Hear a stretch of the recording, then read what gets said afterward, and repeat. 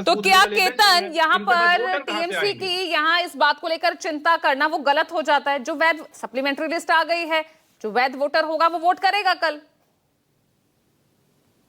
आपने केतन, मेरे जी देखिए, ये शायद शायद देश के इतिहास में ये शायद पहली बार है कि जैसे हम कहते हैं कि फ्री एंड फेयर इलेक्शन, तो एक फ्री एंड फेयर इलेक्शन बिना एक फ्री और फेयर और निष्पक्ष एक स्वच्छ वोटर लिस्ट के कैसे संभव हो सकता है उस देश में जहां एक अकेले किसी गांव में अगर 3-4 वोटर हैं, उनका वोट अधिकार की रक्षा के लिए हमारी इलेक्शन कमीशन की पूरी टीम उन पहाड़ी उन दूर दराज के गांव तक में पहुंचती करती है इलेक्शन वाले दिन, ताकि एक एक लोगों का वोट सुरक्षित किया जाए।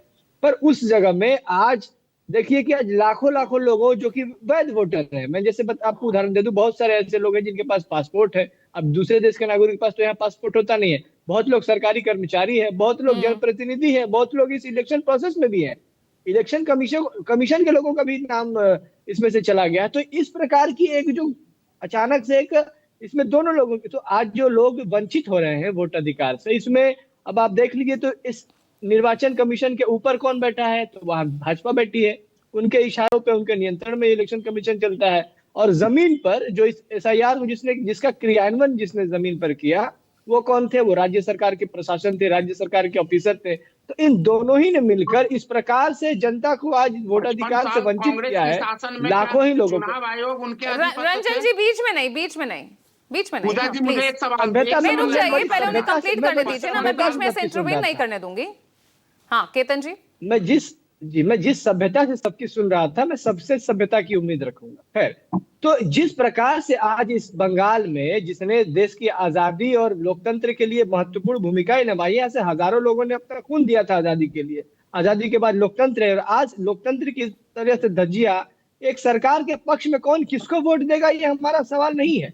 जनता किसी को भी सवाल वोट तो दे ये सकती भी है, है कि मगर जो आपके भी दो कैंडिडेट्स थे जिनके नाम जो है विचाराधीन चले गए थे, अरे और उनके उनकी नाम सुनवाई डिलीट भी हो गए तुरंत थे। हो गई, उनका नाम हमारे भी जुड़ गया। मुर्शिदाबाद, सवाल तो ये भी है कि मैं उनका आपको नाम कैसे बताऊं, जुड़ गया फिर?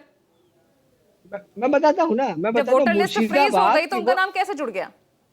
मैं बताता हूँ मुर्शिदाबाद की जो फरक्का सीट है, जहां अभी 2024 के चुनाव में भी हमारी लीड थी जिस विधानसभा में, हाँ, वहां के जो हमारे कैंडिडेट थे उनका नाम काट दिया गया। उन्हें सुप्रीम कोर्ट में जाना पड़ा। सुप्रीम कोर्ट में जाने के बाद उनका नाम, उनके पास पासपोर्ट वगैरह सब कुछ था। वो देखने के बाद सुप्रीम कोर्ट ने निर्देश किया कि इनका नाम आपको एंटर करना होगा, और वहीं से सुप्रीम कोर्ट ने ये उसके बाद ही वो ऑब्जर्वेशन दिया कि चुनाव के 2 दिन पहले तक भी अगर किसी का नाम अगर सप्लीमेंट्री लिस्ट में आ जाता है तो उसे वोट देने का अधिकार दिया जाएगा।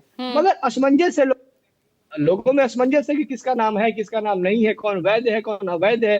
तो एक शुद्धिकरण की प्रक्रिया इतनी अशुद्ध नहीं हो सकती। सबसे बड़ा ये सवाल है कि ये एसआईआर जो कहा जा रहा है कि शुद्धिकरण की प्रक्रिया है, मगर ये प्रक्रिया ही इतनी अशुद्ध है। इस प्रक्रिया में जो लोग शामिल है वो उनकी मानसिकता इतनी अशुद्ध है। तो अशुद्ध मानसिकता के साथ, अशुद्ध सिस्टम के साथ आप स्वच्छता की बात नहीं कर सकते। ये एसआईआर एकदम से किस पर आप सवाल उठा रहे हैं? पूरी पूरी ये प्रक्रिया सुप्रीम कोर्ट की निगरानी में हुई है, जजेस की निगरानी में हुई है, और अभी भी जो ये विचाराधीन मामले हैं ये भी न्यायिक अधिकारियों जो जजेस हैं उनके अंडर चल रहा है।